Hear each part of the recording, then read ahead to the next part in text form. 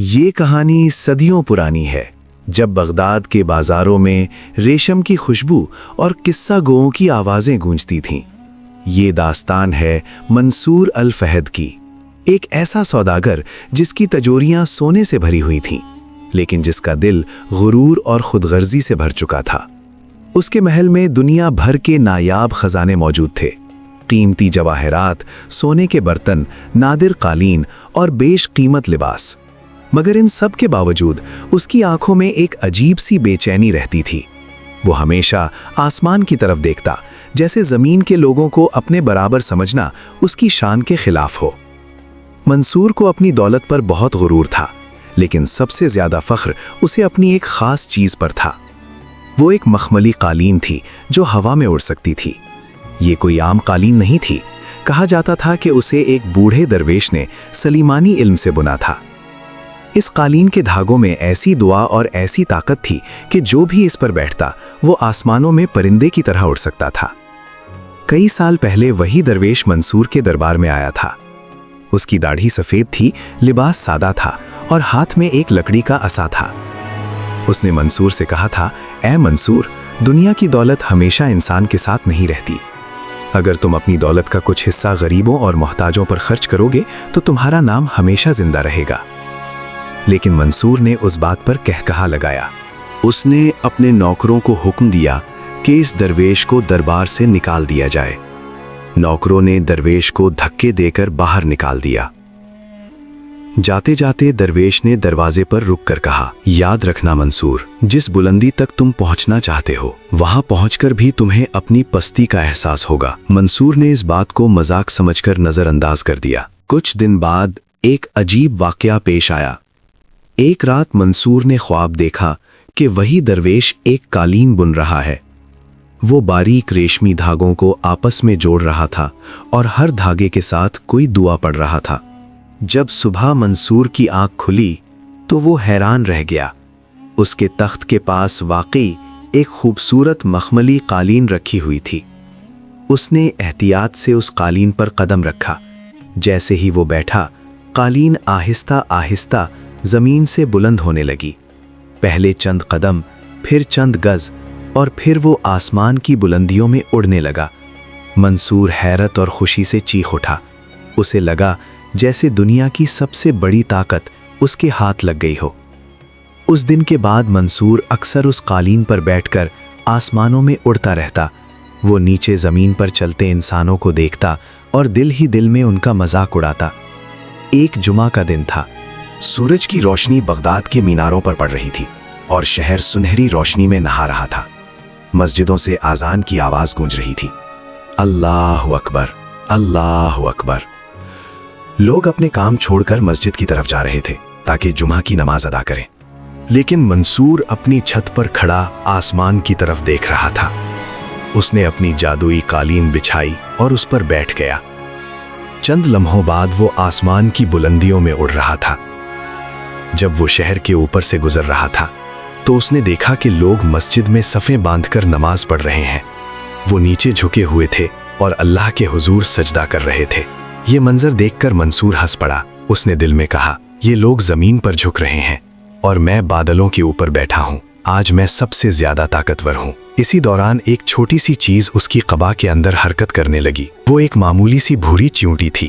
یہ وہی چونٹی تھی جو صبح کے وقت اس کے باغ میں موجود تھی۔ صبح جب منصور اپنے باغ میں ٹہل رہا تھا تو اس نے دیکھا تھا کہ زمین پر چونٹیوں کی ایک لمبی قطار جا رہی تھی۔ وہ سب اپنے لیے رزق جمع کر رہی تھیں۔ یہ منظر دیکھ کر منصور نے مذاق اڑایا تھا۔ اس نے کہا تھا، کتنی بے وقوف مخلوق ہے، اتنی محنت صرف ایک دانے کے لیے۔ پھر اس نے اپنے قیمتی جوتوں سے پوری قطار کو کچل دیا تھا، لیکن ایک چونٹی بچ گئی تھی۔ وہی چونٹی اب اس کی قبا کے اندر چھپی ہوئی تھی۔ چونٹی آہستہ آہستہ رینگتی ہوئی قالین کے دھاگوں تک پہنچ گئی اور پھر اس نے ان دھاگوں کو کاٹنا شروع کر دیا۔ منصور کو اس بات کا بالکل احساس نہیں تھا کہ اس کی قسمت کا دھاگا بھی انہی ریشمی دھاگوں کے ساتھ ٹوٹنے والا ہے۔ چونٹی آہستہ آہستہ قالین کے باریک ریشمی دھاگوں کو کاٹتی رہی اور منصور کو اس بات کا ذرا بھی احساس نہ ہوا کہ اس کی قسمت کا سہارا آہستہ آہستہ ختم ہو رہا ہے۔ جیسے ہی قالین کا مرکزی دھاگا ٹوٹا جو درویش نے اپنی دعاؤں سے بنا تھا، قالین اچانک زور سے ہلنے لگی۔ मंसूर घबराकर संभलने की कोशिश करने लगा, मगर अब बहुत देर हो चुकी थी। एक जोरदार झटका लगा और कालीन ने अपना तवाजुन खो दिया। मंसूर की चीख आसमान में गूंजी और वो तेजी से नीचे गिरने लगा। चंद लम्हों बाद कालीन उसे लेकर एक दूर दराज सुनसान सहरा में जा गिरी, जहां सदियों से किसी इंसान का कदम नहीं पड़ा था। जब मंसूर को होश आया तो उसने अपने इर्द गिर्द अजीब मंजर देखा। चारों तरफ रेत ही रेत थी, मगर कुछ फासले पर एक नखलिस्तान नजर आ रहा था, जो आम नखलिस्तानों जैसा नहीं था। वहां के दरख्त सब्ज नहीं बल्कि सियाह पत्थर के थे, जो खजूर के दरख्तों की शक्ल में खड़े थे, और दरमियान में एक चश्मा बह रहा था जिसका पानी सुर्ख था, जैसे उसमें लावा बह रहा हो। हवा में एक अजीब सी सनसनाहट थी, हालांकि हवा चल नहीं रही थी। मंसूर खौफजदा होकर खड़ा हुआ और जोर से पुकारा, क्या यहाँ कोई है? मैं बगदाद का सबसे अमीर आदमी हूँ। मेरे पास सोने के पहाड़ हैं। जो मुझे यहाँ से निकालेगा उसे मैं अपनी आधी दौलत दे दूंगा। अचानक एक गूंजती हुई आवाज चारों तरफ से सुनाई दी, ए इंसान, यहाँ सोना नहीं सिर्फ आमाल की कीमत होती है। तेरी दौलत यहाँ किसी काम नहीं आएगी। मंसूर ने घबराकर इधर उधर देखा तो उसकी रूह कांप गई। उसके चारों तरफ हजारों चींटियां खड़ी थीं, मगर वो आम चींटियां नहीं थीं। उनका कद एक छोटे कुत्ते के बराबर था और उनके जिस्म सियाह पत्थर की तरह सख्त थे, जबकि उनकी आंखें अंगारों की तरह चमक रही थीं। उन सब के दरमियान एक ऊंचे सियाह तख्त पर एक सफेद चमकती हुई चींटी बैठी थी, जिसके सर पर मोतियों और हीरों का ताज था। वो मलिका नमला थी, उस अजीब दुनिया की हुक्मरान। मलिका नमला ने गहरी आवाज में कहा, मंसूर, तुमने हमारी बस्ती को बगैर किसी वजह के रौंद डाला, हमारे बच्चों को हंसी में कुचल दिया। आज तुम हमारे कैदी हो। मंसूर का गुरूर अब टूटने लगा था। वो घबराकर बोला, ए अजीम मलिका, मुझ पर रहम करें, मुझसे गलती हो गई, मैं आपको सोने का पहाड़ दे दूंगा। मलिका नमला ने पुरसुकून अंदाज में जवाब दिया, तुम्हारा सोना यहाँ रेत के एक जर्रे के बराबर भी कीमत नहीं रखता। अगर तुम जिंदा यहाँ से जाना चाहते हो तो तुम्हें एक इम्तिहान से गुजरना होगा। फिर उसने हुक्म दिया, तुम्हें इस तपते हुए सहरा की रेत पर अपने नंगे बदन से रेंगते हुए 1 मील दूर उस स्याह पहाड़ी तक जाना होगा, और तुम्हारे मुंह में शक्कर का एक दाना होगा। अगर वो दाना गिर गया या तुमने दर्द से आह भी निकाली तो मेरी फौज तुम्हें जिंदा चीर डालेगी। मंसूर के चेहरे का रंग उड़ गया, मगर अब उसके पास कोई और रास्ता नहीं था। उसने कांपते हुए शक्कर का दाना अपने होंठों के दरमियान रखा और गर्म रेत पर लेट गया। जैसे ही उसने रेंगना शुरू किया तो उसे यूं लगा जैसे जलता हुआ तवा उसके जिस्म को जला रहा हो।